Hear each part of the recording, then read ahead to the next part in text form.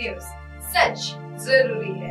नमस्कार, दिन भर की तमाम बड़ी खबरों पे आपका स्वागत है। मैं हूं आपके साथ सोनल।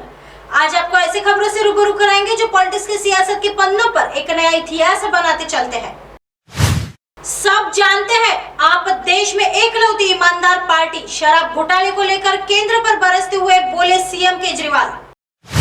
दिल्ली के बहुचर्चित शराब घोटाले को लेकर आरोप प्रत्यारोप का सिलसिला अब भी बदस्तूर जारी है। अब दिल्ली के सीएम और आम आदमी पार्टी सुप्रीमो अरविंद केजरीवाल ने सोमवार को केंद्र सरकार और भाजपा पर जमकर निशाना साधा। केजरीवाल ने कहा कि मैंने जम्मू कश्मीर के पूर्व गवर्नर सत्यपाल मलिक का साक्षात्कार देखा। सत्यपाल मलिक ने कहा था कि अगली बार केजरीवाल को अरेस्ट कर लिया जाएगा। मैं कहता हूँ, मुझे गिरफ्तार करो, धमकी क्यों देते हो। रिपोर्ट्स के अनुसार सीएम केजरीवाल ने सोमवार 8 मई को एक प्रेस वार्ता को संबोधित करते हुए आपको देश की एकलौती ईमानदार पार्टी बताया है। केजरीवाल ने कहा कि केजरीवाल तो बहुत छोटी चीज है, पूरा देश देख रहा है। उन्होंने कहा कि केंद्र सरकार रोजाना हमें बदनाम कर रही है, क्योंकि पूरा देश जानता है कि आम आदमी पार्टी देश में एकलौती ईमानदार पार्टी है। अगर आप मुझे अरेस्ट करना चाहते हैं तो करिए, धमकियां क्यों दे रहे हो आप। सुप्रीमो ने आगे कहा कि भाजपा कह रही है कि अब अगला नंबर केजरीवाल का है, वह अरेस्ट होने वाले हैं। इससे साबित होता है कि वे ईडी और सीबीआई को नियंत्रित कर रहे हैं। आखिर उनको कैसे पता कि अगला नंबर किसका है। अब किसे गिरफ्तार किया जाएगा, क्या उन्होंने सीबीआई को बताया या फिर सीबीआई ने उन्हें बताया है। आइए बढ़ते हैं अगली खबर की तरफ। मुंह खोला तो गहलोत पर फट गए पड़े पायलट। कहा, सोनिया गांधी नहीं वसुंधरा उनकी नेता। नई जंग का ऐलान। राजस्थान कांग्रेस में एक बार फिर अशोक गहलोत और सचिन पायलट आमने सामने हैं। मुख्यमंत्री अशोक गहलोत की ओर से आरोप लगाए जाने के बाद पायलट ने पलटवार किया है। उन्होंने कहा कि मुख्यमंत्री के भाषण को सुनकर ऐसा लगता है कि उनकी नेता सोनिया गांधी नहीं बल्कि वसुंधरा राजे है। पायलट ने 11 मई से भ्रष्टाचार के मुद्दे पर 5 दिन का यात्रा निकालने का ऐलान किया। उनकी यह यात्रा अजमेर से जयपुर तक जाएगी। 5 दिन में 125 किलोमीटर की पैदल यात्रा की घोषणा पायलट ने की। उन्होंने कहा कि वह करप्शन का मुद्दा उठाते रहेंगे।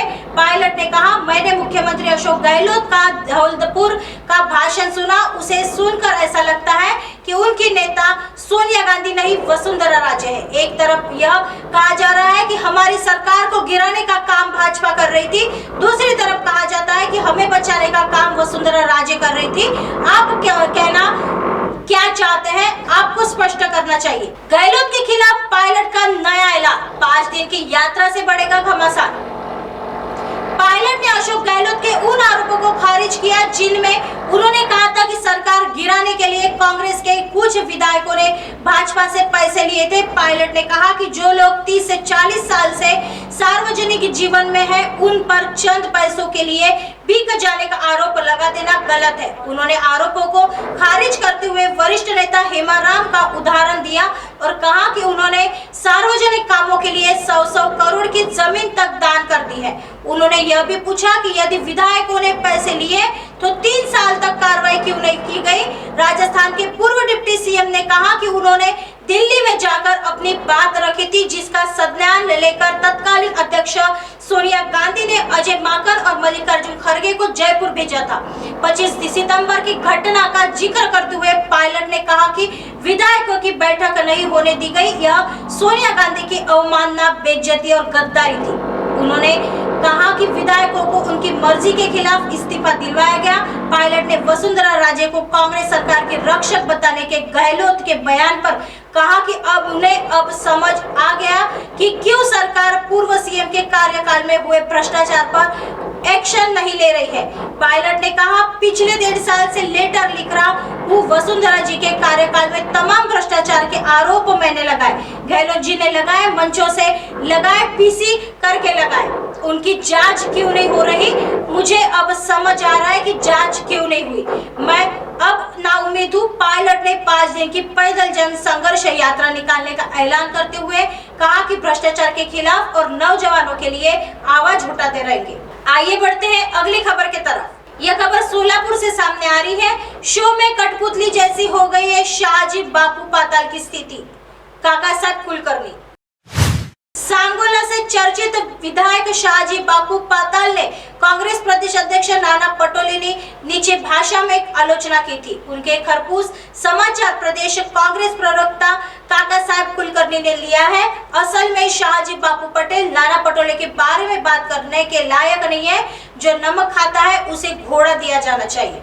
यह कहावत उन पर बिल्कुल लागू होती है। कांग्रेस के टिकट पर चुने गए विधायक कांग्रेस के नेतृत्व की आलोचना कर रहे हैं। ये आलोचना आई है उद्धव ठाकरे। शाहजी बापू पाताल जिनका नमक खाते हैं उनके साथ विश्वासघात करने की परंपरा पुरानी है और वे इसे जारी रखे हुए हैं। इसने शाहजी बापू पाताल को एक शो की कठपुतली बना दिया है। वे इस सरकार में कठपुतली है। ऐसे भड़कीली आलोचना कांग्रेस के प्रदेश अध्यक्ष काका साहेब कुलकर्णी ने की है। ज्या पद्धतीनं सांगोल्याचे तालुक्याचे आमदार शाहजी बापू पाटील यांनी नाना पटोले साहेबांवरती टीका केली, मुळात शाहजी बापू पाटलांची लायकीच नाही।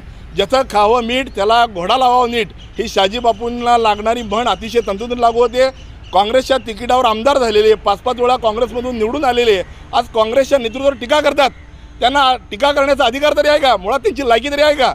आणि ज्या पद्धतीने शिवसेनेनं त्यांना तिकीट दिलं, आमदार केलं, आज त्या उद्धव ठाकरेंवरती टीका करतायत।